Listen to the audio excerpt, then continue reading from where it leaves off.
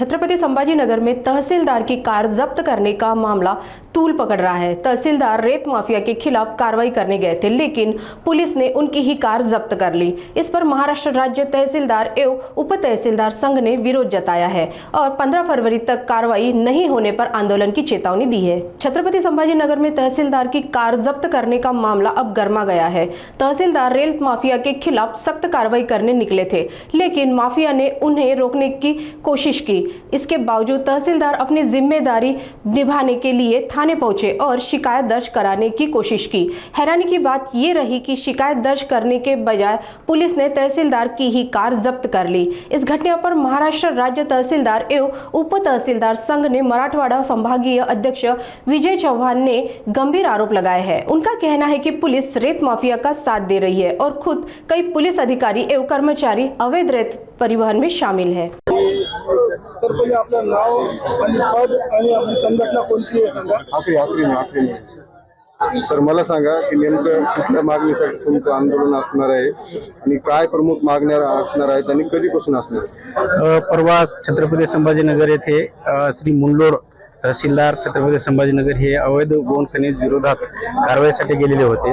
कारवाई करत असताना 150 ते 200 वाळू माफियांच्या झुंडांनी त्यांची गाडी अडवली आणि त्यांना कारवाईपासून रोखलं आणि त्याबाबतची फिर्याद देण्याकरता पोलीस स्टेशनला जिन्सी पोलीस स्टेशनला तहसीलदार गेले असता त्या ठिकाणी प्रशासनामार्फत फिर्याद मिळवून आरोपींवरती कारवाई करण्याऐवजी तेथील SHO त्याच्यानंतर ड्युटी ऑफिसर आणि तिथले पोलीस निरीक्षक तहसीलदारांची फिर्याद न घेता तहसीलदारांचीच गाडी जप्त केलेली आहे।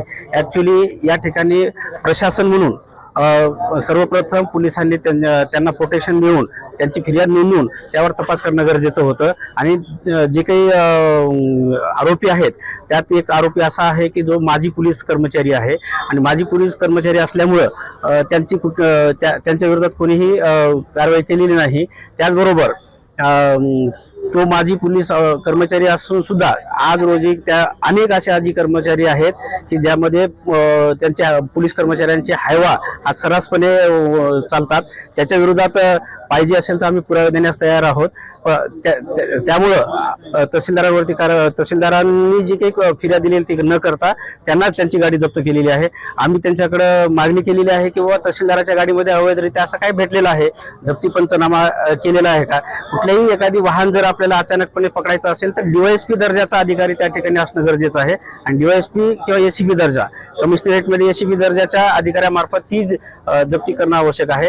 तर कोणत्या DYSP किंवा कोणत्या ACP दर्जाच्या अधिकाऱ्यांनी ती वाहन जप्त केलेलं आहे, जप्ती पंचनामा काय आहे, त्याची व्हिडिओ रेकॉर्डिंग काय आहे आणि त्याच्यामध्ये काय सापडलेलं आहे याची सुद्धा आपण मागणी केलेली आहे।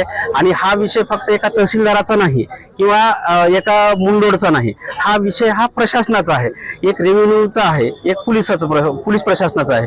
दोन्ही व्यक्ती जी पोलीस आहे ती एक पोलीस प्रशासनाचा भाग आहे आणि दुसरी तहसीलदार जी आहे ती महसूल प्रशासनाचा भाग आहे आणि ह्या दोन्ही यंत्रणा ह्या शासनाचे भाग आहेत। जर शासनाच्याच एका यंत्रणेने दुसऱ्या यंत्रणेला अवैध गोवन खनिज विरोध किंवा अवैध धंद्याच्या विरोधात कारवाई करत असताना जर रोखत असेल तर ही मोठी दुर्दैवी घटना आहे।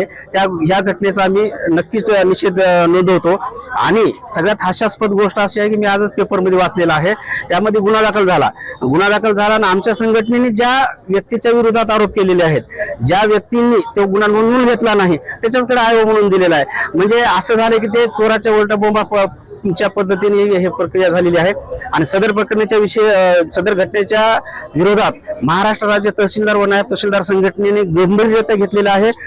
राज्याचे कार्याध्यक्ष आदरणीय सुरेश बगळे सर व इतर राज्याचे जे काही प्रतिनिधी आहे यांच्यासोबत आमची चर्चा झालेली आहे। चर्चा होऊन आम्ही संघटनेने निर्णय घेतलेला आहे, जर 15 तारखेपर्यंत गुन्हा नोंद झालेला आहे त्या गुन्ह्यामध्ये त्या दिवशीचे रात्रपाळीचे जे कोणी ठाणेदार आहेत त्यांच्यावरती आणि जो ड्युटी ऑफिसर आहे त्याच्यावरती कारवाई जर नाही झाली, कारवाई म्हणजे त्यांना सहआरोपी करा। आमचं म्हणणं आहे की जर समजा एखादी वाळूच्या गाडी सोडून घेण्यामध्ये ते मदत करत असतील तर ते सहआरोपी आहे, कायद्याच्या दृष्टिकोनातून ते सहआरोपी आहेत, त्यांना सहआरोपी करावा असं आमची मागणी आहे। आणि जर 15 तारखेपर्यंत त्यांच्यावरती कारवाई नाही झाली तर मराठवाडा छत्रपती संभाजीनगर विभागातील सर्व वाहनं आम्ही रिस्पेक्टिव्ह पोलीस स्टेशन मध्ये आम्ही जमा करत आहोत आणि आम्ही त्यांच्याकडून खात्री करून घेणार आहोत की बाबा तहसीलदार जर गौण खनिजाच्या विरोधात कारवाई करत असेल तर त्यांच्याच गाडीत काय अवैध सापडत असेल तर आम्ही सर्टिफाय करून घेऊ आणि त्या गाड्यात त्यांना जप्त करून टाकू. अशा पद्धतीचं आमचं आंदोलन आहे. त्यावरही जर समजा पोलिसांनी त्यांच्यावरती कारवाई नाही केली तर राज्य स्तरावरून याच्यापेक्षाही तीव्र आंदोलन होणार आहे. महाराष्ट्र राज्याच्या इतर जे काही महसूल संघटना आहेत त्यांच्याशी सुद्धा आमची चर्चा सुरू आहे.